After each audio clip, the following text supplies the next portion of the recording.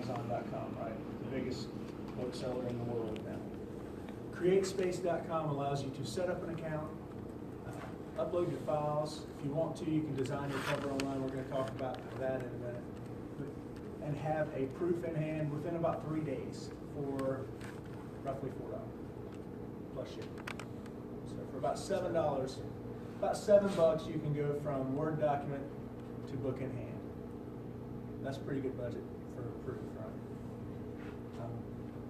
Then the other thing that they do, they're called a print-on-demand vendor. So when you first start out with your book, you don't know how many books you're going to sell. I mean, in your mind, you may know you're going to sell 2 million copies, but you don't want to buy 2 million copies. And if you're like me, you don't want to buy 200 copies at $4 a piece, because that's right at $1,000 after you ship them. Print-on-demand vendors will, when an order is placed, their little nice gadget prints it, runs it through, ships it out one at a time. There's no inventory held anywhere. You're giving Amazon a cut of the total. We'll talk about pricing and things. I'm just explaining the whole overall real quick. But person orders, book is printed and shipped. No inventory is held. You haven't come out of pocket for anything. You just receive a payment. If I gloss over anything, stop. That's Chisa back there, by the way, and Darlinda. I did not make either one of them introduce themselves. Darlinda is I don't know her title. She's with GTCC Small Business Center here. She's a magician. She is kind of. And Chisa she's a small business owner as well as a teacher for GTCC, all their small business classes. Oh, thank you. I get Yes, that. she Okay, is. magician and superwoman. Uh-oh, watch out. So CreateSpace, we're going to talk about. There are other vendors out there. There's one called Lulu.com, which you probably, if you've done some research, Lulu does charge you. You do buy multiple copies. They are starting to dip their foot into the print on demand because CreateSpace is kind of taking over the whole market. Is that the biggest one, CreateSpace? That's the one that I use. It is now. Lulu was because they were the first one. There's also one called BookBaby.com that just does ebooks. However, CreateSpace will allow you to do your ebooks for Kindle as well because the Kindle is an Amazon product. It's all right there under one.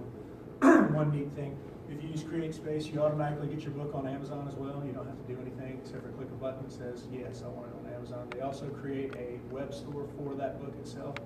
You can do some pretty enough with that web store if you want to. Anyway, so we're going to talk about CreateSpace because we did our books through CreateSpace. Can I ask one question? Yeah. Do you recommend for people to use more than one platform? No, Okay. I don't. All right. I know that Lulu, which is the other big, it's money out of pocket. Mm-hmm. And you get that credibility of Amazon right out of the gate. Now Lulu can get to Amazon too, but it's a longer process. With CreateSpace, it's seamless. I mean, it's all being done under the roof. And can you do a la carte, like it's supposed to like a la carte, you know, and then choose what parts you want them to do or not, or that kind of thing. I didn't hear the question. Like some publishing people have like you can do the editing on your own. Yes, Anita. From Oh, yeah, their you can do team that, to yeah. edit. Yeah, you can do that. They don't do any editing.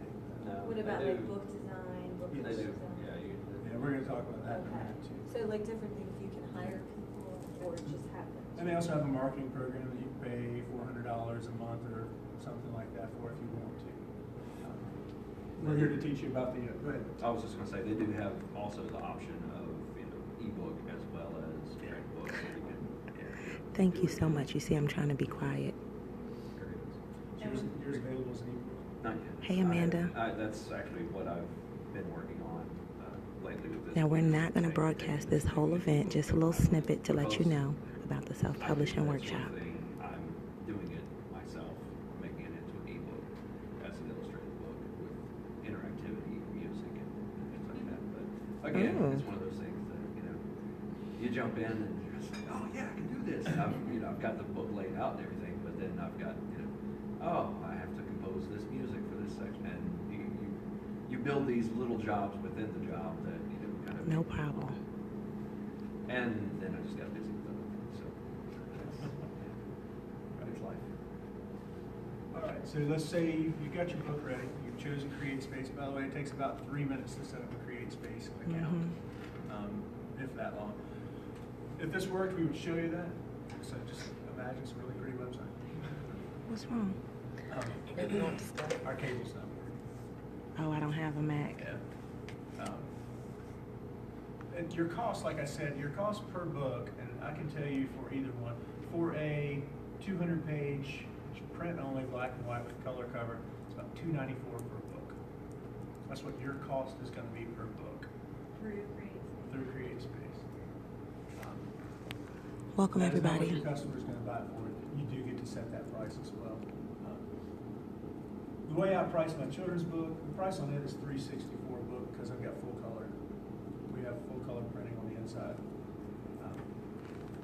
The way I price my book and the way you should price your book is look at your market. Look at the people on Amazon that write the same kind of books that you are. What are they selling their books for?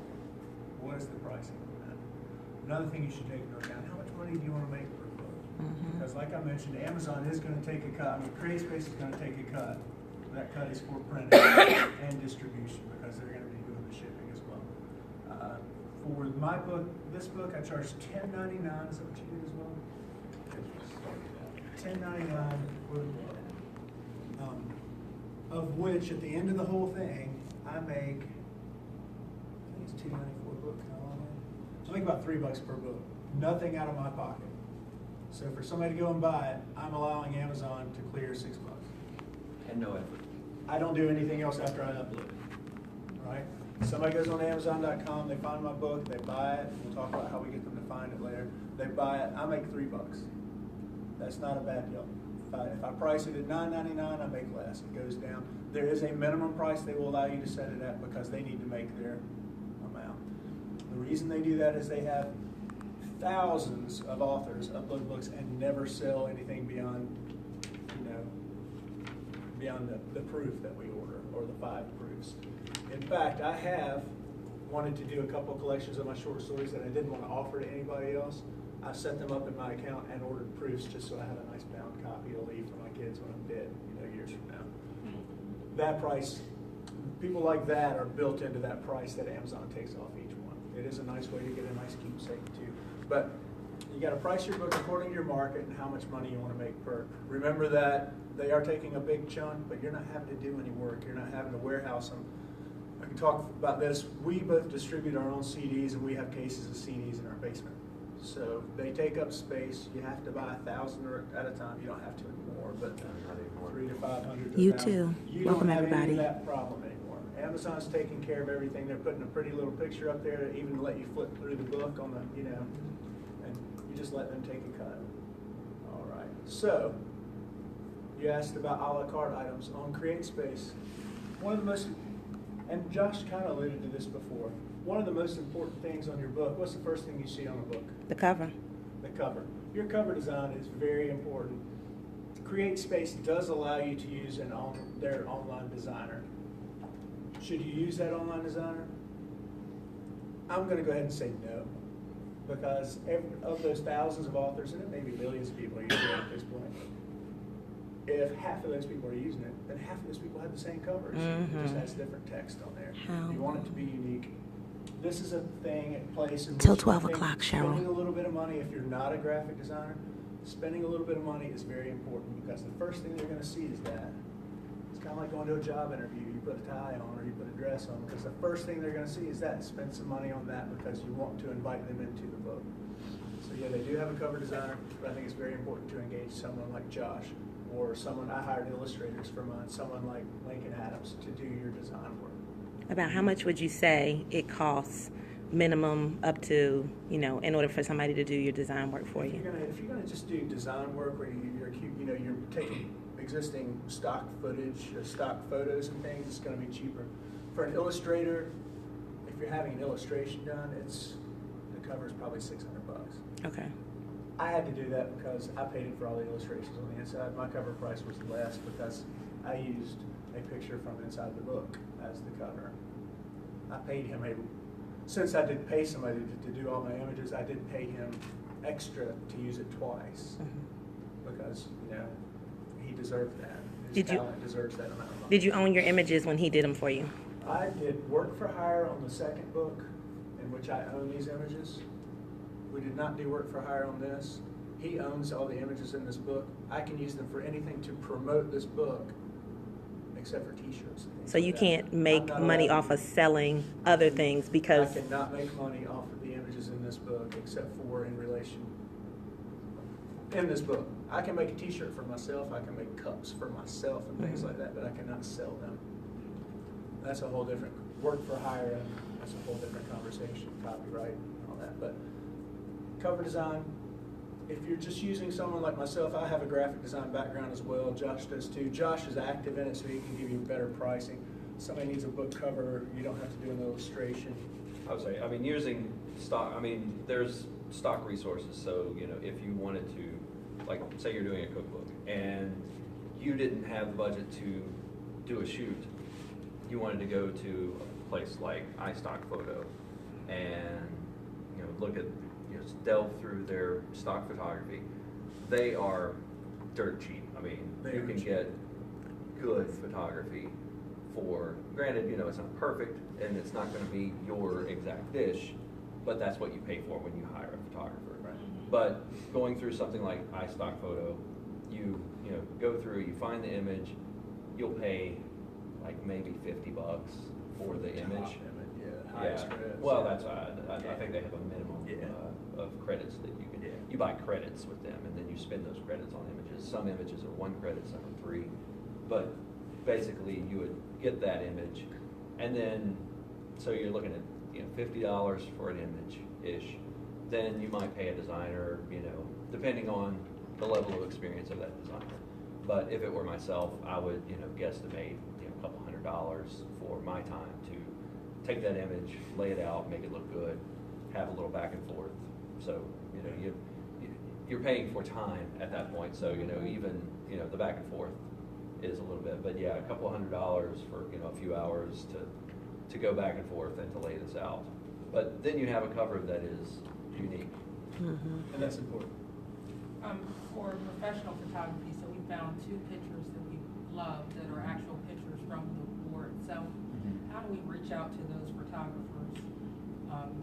Are a lot of them open to allowing their work to be used? I would say just about every photographer is, yes, for fee. And then depending on what they do. You know, that's I mean, right. If they, again, the story that's tied to that, it's so moving that it may be something that they would want to be a part of. So they may give you a better rate, or they may just say, hey, you know, I won't say that they'll give it to you, but they might be, you know, a lot more open to that sort of thing. But typically, you know, just if you see an image and you have the resource of knowing who took that image, reach out to them directly, it's whatever way you can. I mean, and, you know, if they're, you know, somebody who shoots for, you know, some, I can't even think what they're called, but basically if they shoot professionally, they might be, you know, through an agency that you would have to go through the agency to get pricing on that image. And then you get into the whole rights negotiations where you're like, okay, you know, you have to specify what size your book is, how many prints you're planning on doing. And that's where one of these, you know, print on demand things, it gets complicated to try and negotiate because you don't know. You don't know how many you'll sell. Yeah, you don't know how many you'll sell. So it would be a back and forth process, but I would say definitely reach out to the photographer and they may say you have to go through my agency, or Yeah, they may. but don't just use it. No, Okay, no, yeah. never, Don't just use it never because- use somebody else's photography or Danger. artwork or. Don't pull anything off Google, even if it's No. high-res, because somebody does own that copyright. Yes. Somebody online said, should you possibly take a photography class and learn how to do some of your own shooting You've got the time. if you're interested in that? You know, the thing about most photographers is they He's didn't like, just take a no. class, they've got Yeah, they have years of experience, classes they've apprenticed with and, people. yes. I mean, and you know, photography is as much an art as playing the guitar. Mhm. A lot of people don't realize, I mean, it really is. I can take the same photo that Josh takes at the same time, probably with the same equipment, and it's not gonna be the same picture. It's not. Mine's gonna be very flat and very horrible. This is gonna be very nice. I mean, it's just being honest, it And is an art, and there is a reason you pay photographers to do the Yep. work. And I'm a cheap photographer. I'm not, I mean, photography is not my game. If you hire someone who that's what they do, you'll pay a lot, but you'll get something that's magic. And that's, I always try to push people to, I mean, there's different levels of what you can do. Top level is hiring somebody who that's what they do. That's all they do. They focus on that one thing, and that's why they're so good at it. And below that is, you know, someone like me who, you know, I've art directed photo shoots, I've done photo shoots, I've taken photography classes, I've, you know, gotten certifications in photography, but it's not what I do. So, you know, it's like there are different levels of these things. But then, you know, you have someone who just does it for fun. And, you know, they might get a magic shot. You never know. I mean, I won't Oh, yeah. say that, you know, it won't happen. But I would not recommend, unless you just have a ton of time and a lot of natural talent for photography, I would not recommend doing that, unless that's the only resource you have. Then, well, you do what you gotta do. Right, and, you know, if you're trying to keep it in a budget, then, you know, and you have that time, then that's the way to go. It really just depends on what you can afford to do. For my 2 children's books, I used illustrators to, Josh is an illustrator, I am not. So I needed, for kids, you really need great pictures that capture their attention. So I wanted great images. I found a guy and I paid him $3,600 to draw these pictures in here. I did not have the money in my pocket to write a $3,600 check. I did a crowdfunding campaign. We've all seen about those. We can talk about that on the side sometime if you want to. We've both done them. But that's the way I was able to do that. I'm going to segue from the cover to the next most important thing. We're all typing in Word, probably. That's the standard, you know, thing you're going to write in. You can do page layout in Word.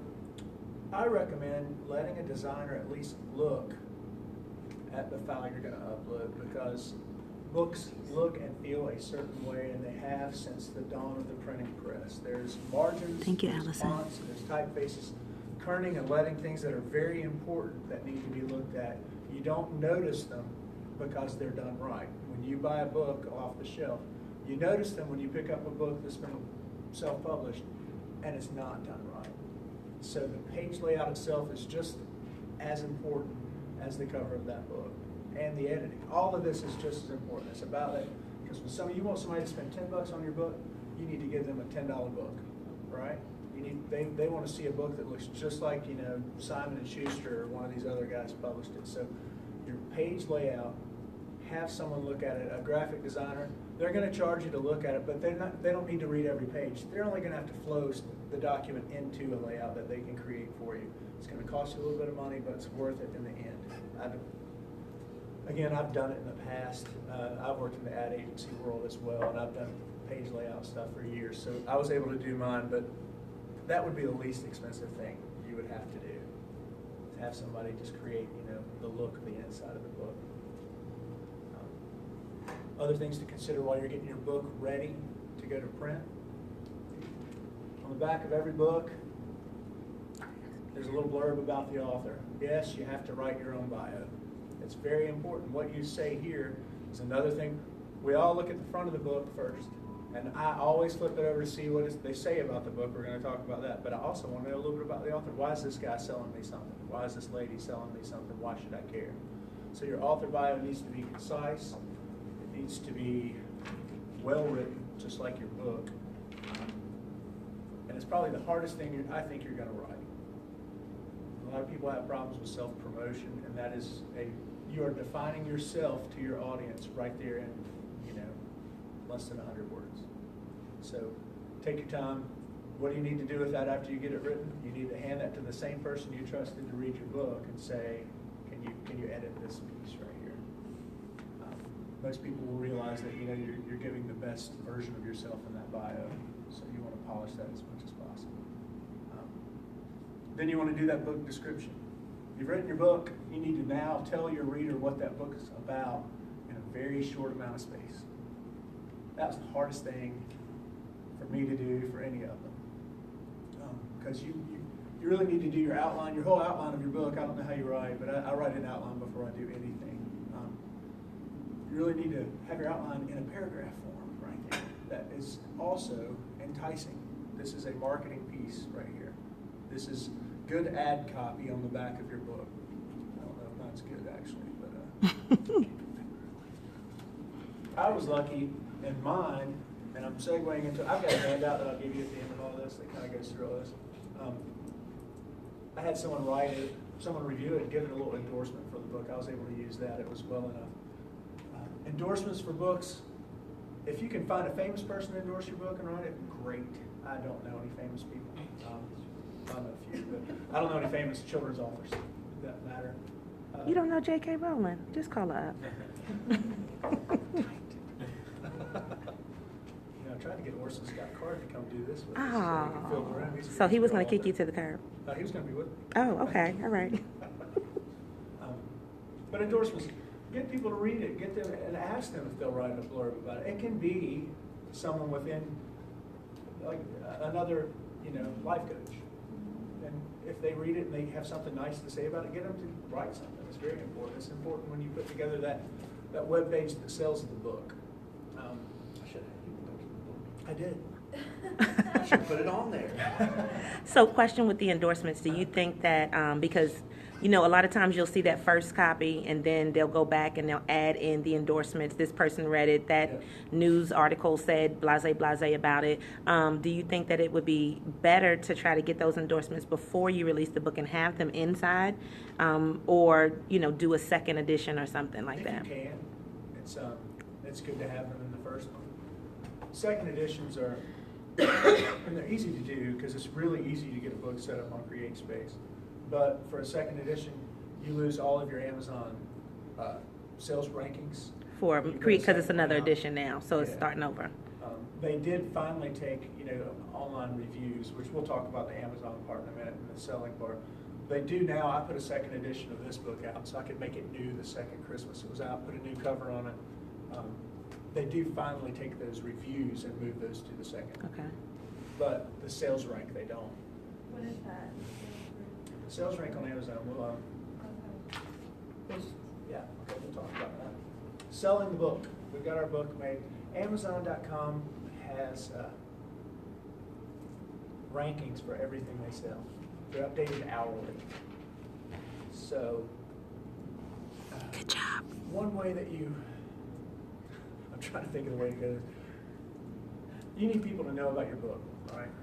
The way I write a lot of press releases for work, and throughout the years of writing music, I've learned the power of a press release. I teach classes on this.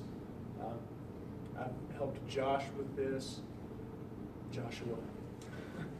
It's okay, still Josh. Amazon sales rankings. When your book is brand new the day it comes out, you are on the hot new release for 60 days, I think it is now. You can be on their hot new releases chart. People like charts. We had the American Top 40 forever and ever, on the radio. People like charts. They like winners. So you come on that hot new releases. If you sell 5 copies the first day your book is out, depending on the genre of your book, and I kind of skipped that, the genre, mine was children's books, holiday, Christmas, subcategory. I had the #1 selling hot new release in children's Christmas books one day. I have an Amazon bestseller right here. Did y'all know I'm a bestselling author? Mm-hmm. I sold about 5 copies that day. Why does that matter? Amazon rankings allow you to then write press releases. What I did in return, I wrote a press release. Local author Clay Howard has the #1 best-selling on hot, and I put that week. I got it out. I was on News 2. I was on News 2. I don't have all of it here. I was on some national U.S. Kids, Parents, and Teachers webpage because I took that ranking, which means realistically, you turn your camera off now, it means absolutely nothing except for Don't tell them that. except for promoting yourself, which means absolutely everything when it comes to selling your book. There's no money coming from that ranking. Well, $10 coming from that ranking. But from that little #1 ranking, I got on TV in front of 35,000 people watching the Good Morning Show. For my first book, I used the same process. Jerry Rowe, when he was still at the News and Record, wrote a whole page, colored pictures, front of the B section about me, my kids, and my book. So I was able to turn those rankings into just, here's my face in front of everybody in Greensboro. So rankings are, you watch it. And I told Josh when his came out, because I'd already written, I think both of mine were out at that time. Go watch it, watch that genre you put it in. We'll talk about that again in a minute. And the minute you see it climb the charts, tweet about it, put it on Facebook. Keep it out there. If you're on Instagram, put it on your LinkedIn profile, write a press release, send it out to everybody you know. And if you're not comfortable with doing any of these things, bragging about yourself, I'm going to tell you right now, don't write a book that you plan on selling. It is hard to do, but you kind of have to just separate yourself and go, Thanks look, for watching. what I'm really promoting is this.